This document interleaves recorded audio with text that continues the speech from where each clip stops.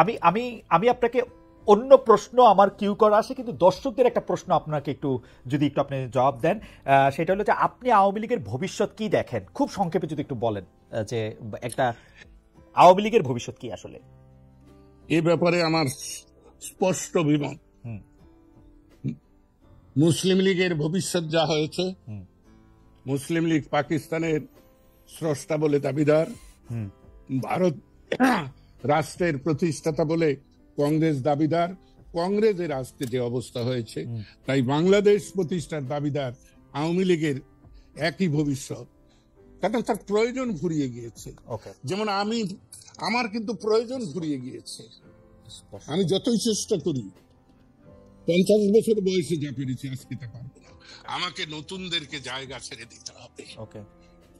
আমি একটু সামারাইজ করি আমাদের দর্শকদের জন্য, correct me if I am wrong mister Siddiqui, যে আওয়ামী লীগের ভবিষ্যৎ মুসলিম লীগের মতোই আপনি দেখছেন, কারণ এটা হচ্ছে যে মুসলিম লীগ পাকিস্তান প্রতিষ্ঠা করলো বা আওয়ামী লীগ বাংলাদেশ প্রতিষ্ঠার সঙ্গে জড়িত থাকলো, তার প্রয়োজন এখন ফুরিয়ে গেছে এবং নতুনদের কাছে জায়গা ছেড়ে দিতে হবে। আপনি কি আর কোনো কিছু যোগ করবেন এইটার সঙ্গে, কারণ এটা একটা স্পেসিফিক প্রশ্ন অনেকের, আপনি যদি আর কোনো কিছু যোগ করেন ভবিষ্যৎ। যোগটা হলো সময়ের দাবিতে আওয়ামী লীগের প্রয়োজন নাই, তারপরেও আওয়ামী লীগ যে দুর্নীতি, দুরাচার,